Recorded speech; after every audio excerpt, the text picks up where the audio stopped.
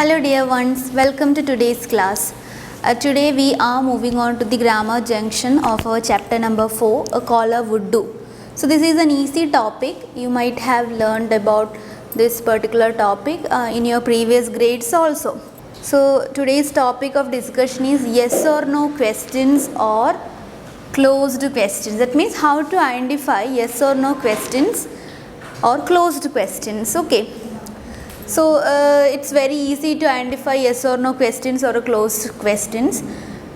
So there are two types of questions actually in English, yes or no questions or WH questions. That means yes or no questions, the answer will always be either a yes or a no.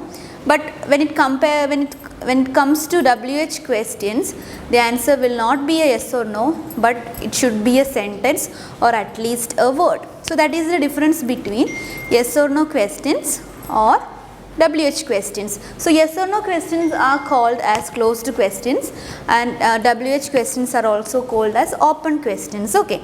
So questions whose answers are yes or no are called yes or no questions or closed questions. So you have to note down that yes or no questions begin with a helping verb or otherwise auxiliary verb. Okay, you have studied about auxiliary verbs, right? So yes or no questions always begin with a helping verb such as is, are, do, does, has, have, can, will, should or would. Okay, so yes or no questions always begin with a helping verb. So these are the common helping verbs that are used to form or frame yes or no questions. We will look at the examples. The first example, just see the first example. Has Leah read the book? So has Leah read the book? The answer will always be either yes or no. Next one. Is she helpful? So is she helpful? Either we will write yes or the answer will be no. Have you eaten this sweet before? So if somebody asks, have you eaten this sweet before? So either you will say yes or you will say no. So just see, has, is, have, these are all helping verbs or auxiliary verbs. Okay. So a yes or no question always begins with a helping verb or auxiliary verb. So helping verb is different from main verb. Okay, main verb denotes an action, but helping verb is used to help the main verb. Okay, so has, is, have are helping verbs, and in yes or no question always starts with the helping verb. Now just see the last example. Does she play football? So again the answer will be like yes or no, or otherwise we can ask the question, do you like football? So the answer will be like yes or no. Okay, but just I will give you another example. Just see this particular question, what is a noun? Is this the yes or no question? No, right?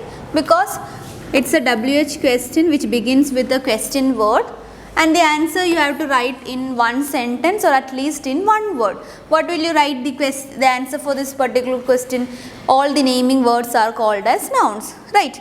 So it's not a yes or no question. So see the difference between yes or no question. First read the question, then try to find out the answer. If you have to answer in either yes or no, then that will be yes or no questions or closed question. Or if you are asked to answer in a sentence or in a word, that is not an yes or no question but rather a WH question. So this is the difference. Now we will do the exercise number 1. Okay, in exercise number 1 there are total so many questions from A to K. So we will be doing questions number A to F. Okay. So just see what is the question. We'll see what is the question. Use dictionary to find out the meaning of the words in bold in the given questions. So now here there are so many questions given, and in this question a particular word is given in bold letters in your textbook. Okay, take page number 147. So you have to find out the meaning of the word that is given in bold letters, and now you have to answer either yes or no in the given boxes. So I repeat what you have to do. You have to first read the question, then try to find out the word that is given in bold letters. You have to find out the meaning of that particular word using the dictionary, and then read the question once again, and either you have to answer as yes or no in the given box. Okay, the first one is done for you in your textbook. Just see the textbook. Did the accident leave a scar on his face? So scar, what is the meaning of the word scar? Scar means mark on the skin from a wound or a burn. A mark that is created as a result of a wound or burn. So you can, it's your choice whether to give answer as yes or no. Okay. Did the accident leave a scar on his face? So here the answer is given as no. Now moving on to the second one, we are going to do the second one. Everybody take a pencil with you and you have to write the meaning and yes or no together with me. Okay. First one. Do you have enough stamina to climb the stairs? So what is the meaning of the word stamina? So now we are going to write the meaning of the word stamina. Stamina means physical or mental strength or energy. So this is the meaning of the word stamina, physical or mental strength or energy. So, do you have enough stamina to climb the stairs? If you feel as yes, you can write yes. If you feel it as no, you can write no. So here I am writing yes. Physical or mental strength or energy, you have to write the meaning in the blank space that is provided after the question number B. Now moving on to question number C. Is a bag of chips a wholesome meal? What do you mean by the word wholesome? Here the word wholesome is given in bold letters. So wholesome means good for health. Good for health. So is a bag of chips, is chips good for health? That means not in a small quantity. Here it is saying that a bag of chips. So obviously the answer can be no. Okay. Now going to question number D. Are the tigers in India endangered? Endangered means in the danger of being harmed. In the danger of being harmed.